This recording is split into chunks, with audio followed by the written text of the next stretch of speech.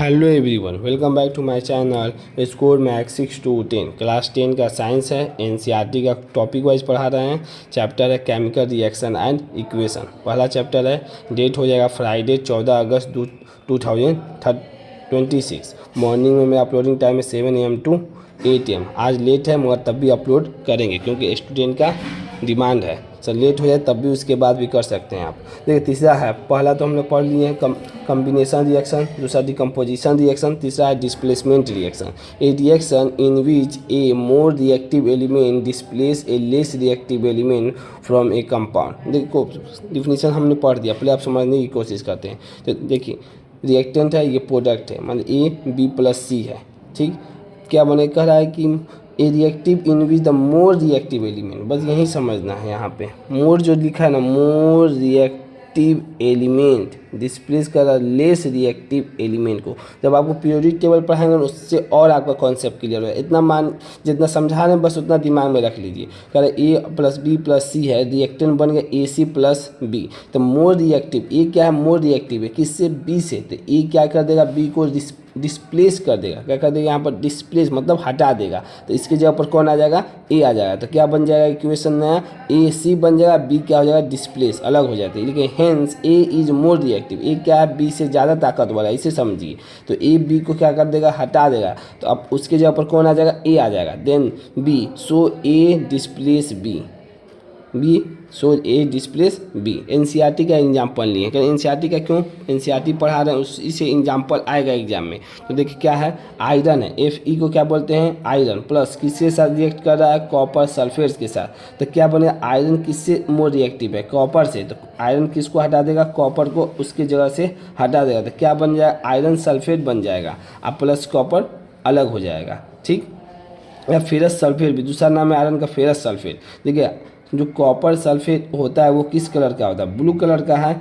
और जैसे ही इसको डिस्प्लेस करेगा आयरन तो कैसा कलर हो जाएगा, आयरन सल्फेट किस तरह का, ग्रीनिश हो जाएगा। क्या है कि इसके जगह पर जो कॉपर सल्फेट था इसका कलर था ना हमको कि ब्लू, और जैसे ही ये आ गया आयरन के साथ, आयरन सल्फेट हो गया, कहीं कॉपर तो यहाँ से रिमूव हो गया तो क्या हो जाएगा, ग्रीनिश कलर का हो जाएगा। यही क्वेश्चन पूछेगा क्यों, तो copper get the deposit on the iron nail, copper कहाँ डिपॉजिट हो जाएगा, आयरन के नेल पे।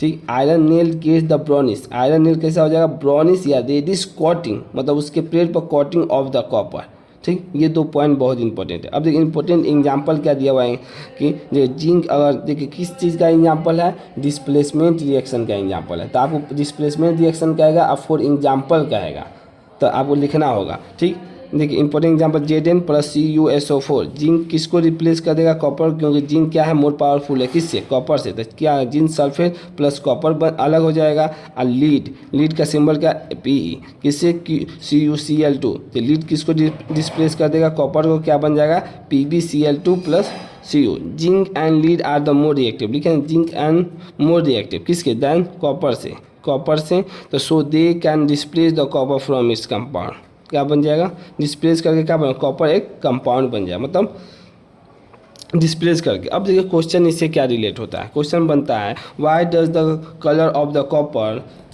why does the color of the copper sulfate solution change when the iron nail is dipped। मान लीजिए कॉपर सल्फेट का कोई सोल्यूशन लिए हुए हैं, टेस्ट ट्यूब है, डायग्राम एग्जाम में बना होगा, एनसीईआरटी के बुक में आप देख लीजिए। कॉपर सल्फेट है, उसके मान लीजिए हम उसका सोल्यूशन लिए, जैसे ही उसके अंदर आयरन डालेंगे तो देखिए क्या चेंज होता है, क्यों पूछ रहे हैं ना, क्यों कलर चेंज होता है। देखिए iron is the more reactive then the copper, पहला point, it displace the copper from the copper sulphate solution and get from the ferrous sulphate, क्या बनता है, इसी का नाम क्या है, ferrous sulphate, which greenish in colour. क्यों कलर चेंज हो, जैसे ही आयरन डालते हैं तो कॉपर को क्या करता है, आयरन डिस्प्लेस कर देता है, इसके वजह से उसके कलर में क्या हो जाता है, ग्रीनिश कलर हो जाता है। क्योंकि अब तो यहाँ पर आयरन सल्फेट का कलर तो हो जाएगा ना, क्योंकि यहाँ पर किसका कलर था, कॉपर सल्फेट का। जैसे ही इसको आयरन को डालें इसके सॉल्यूशन में, CuSO4 के सॉल्यूशन में जैसे ही डिप किए तो इसको हटा दिया, आयरन हटा के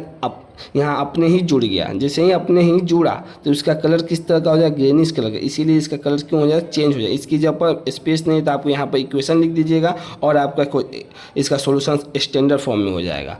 यही क्वेश्चन नंबर 3 आपका कंप्लीट हो गया। अब इसके बाद डबल डिस्प्लेसमेंट रिएक्शन पढ़ाएंगे, कहेंगे 3 टॉपिक आपका इसमें कंप्लीट होगा, कॉम्बिनेशन रिएक्शन, डिकम्पोजिशन रिएक्शन और डिस्प्लेसमेंट रिएक्शन। इसके बाद पढ़ाएंगे डबल डिस्प्लेसमेंट रिएक्शन। और वीडियो पसंद आई हो तो इसे लाइक करें, अपने दोस्तों के साथ शेयर करें एंड चैनल को सब्सक्राइब भी करें। Thank you so much.